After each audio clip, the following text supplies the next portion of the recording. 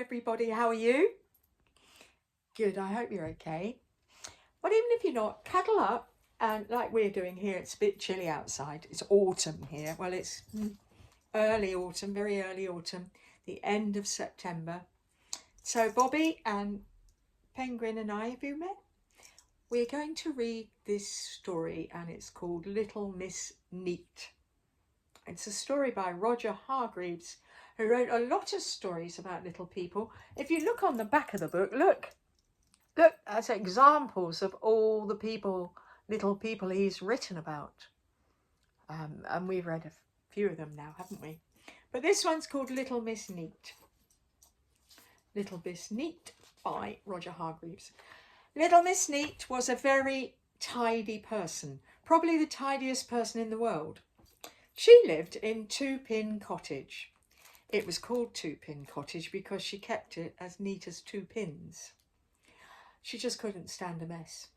Every day she spent all day polishing and dusting and cleaning and making sure that things were in their proper places. There she is, flying off the floor in her rush to keep everything tidy and neat. One morning, little Miss Neat awoke in her two-pin cottage, and she saw that it had been raining in the night, and guess what there was on her path? There was a puddle right in the middle of it. She wouldn't like that, would she? There's the puddle. What do you think she's going to do? I'll tell you what she's going to do. Oh, she gasped in horror and rushed outside with a duster. She mopped up every drop of puddle, and then she rushed inside and washed the duster, and then she ironed the duster, and then she folded the duster, and then she placed the duster very neatly back in the drawer. Everything in Two Pin Cottage had its proper place. Look at little Miss Neat rushing along so quickly, it's almost like she's letting off steam behind her feet. Rushing to clean up the puddle. Well, she's done that job. Now, this story is about the time that little Miss Neat went on holiday. She always went away for 1 week every summer, and this year was no different. She spent 2 weeks packing, and then she spent a whole day polishing her suitcase.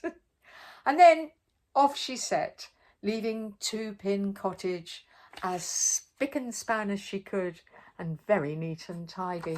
There she is with her suitcase, look, all very tidy and clean.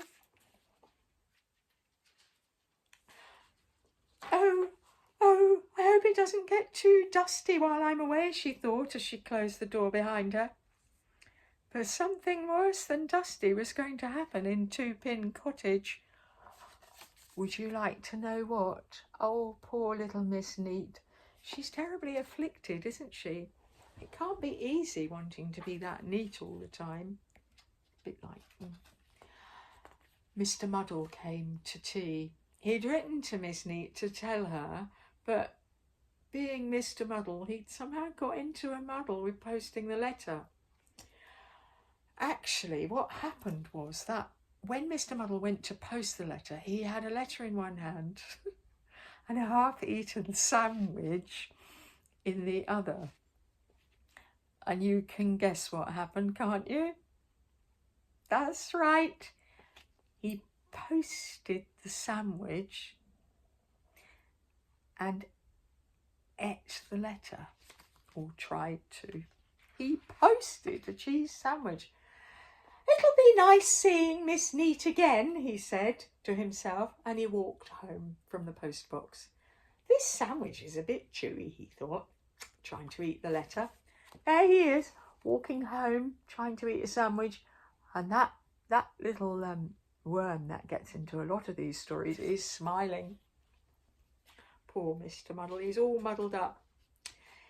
It was the day after Miss Neat had left for her holiday that Mr. Muddle arrived.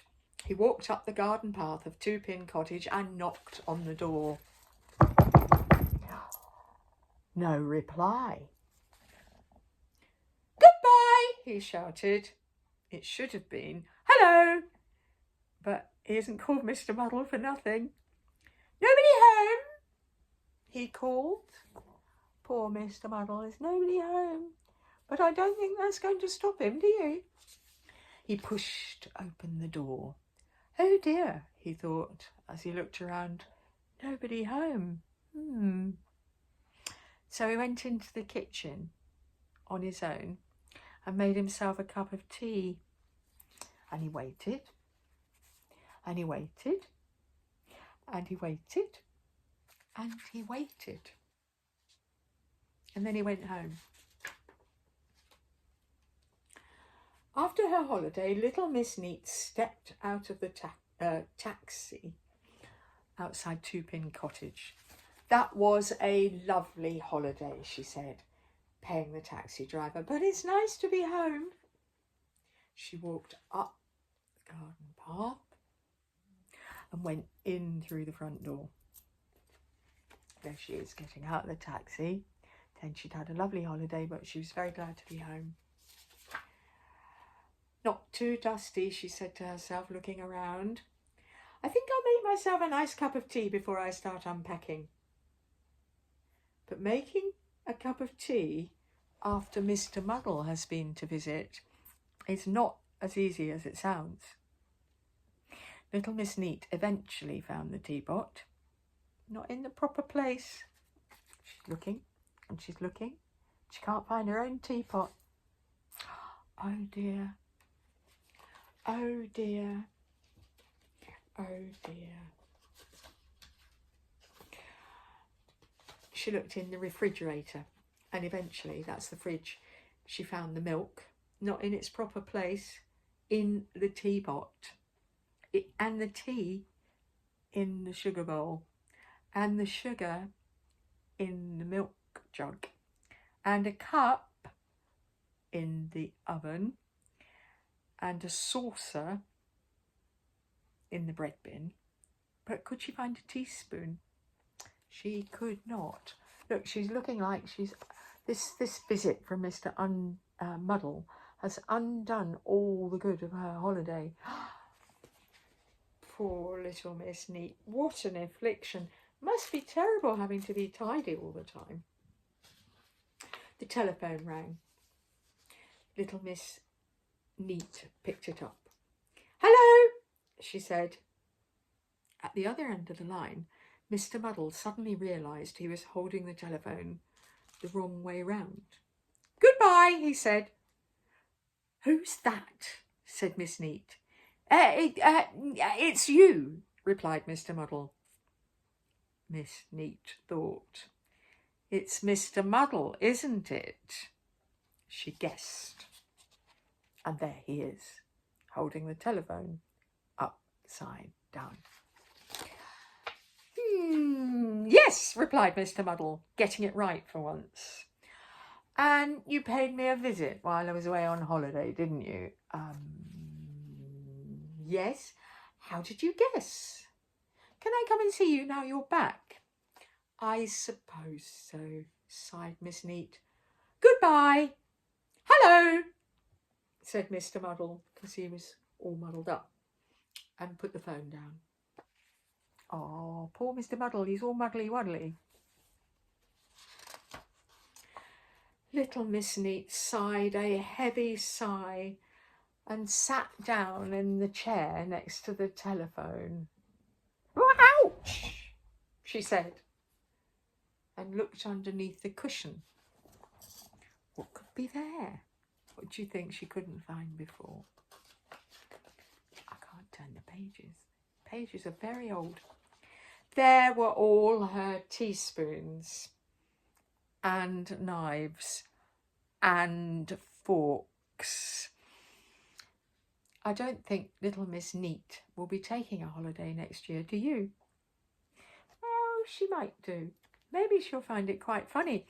I can remember once when my Bonnie, who's my grown-up daughter, came to stay, and my grown-up daughter Bonnie thinks she's very, very, very, very funny. And actually she is quite funny. Anyway, when she left, I wasn't here. And when I came back, I thought I'd have a bowl of sugar puffs. I poured out the bowl of sugar puffs and I poured in some milk.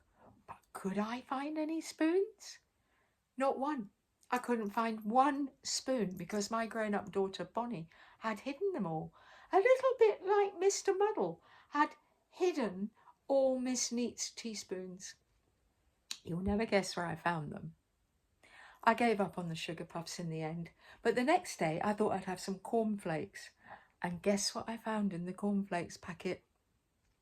Every single one of my spoons. Well, that's the end of our story about little Miss Neat. Not a greatly dangerous life she lives, is it? Always having everything neat and tidy. But never mind. It's an interesting story and it's a lovely concept and it's nice to talk to all of you. And I'll say good night if it's bedtime or goodbye for now. Now, try really hard to be good if you can. But if you can't be good, be very, very careful. Bye-bye for now. Bye. Bye. See you soon.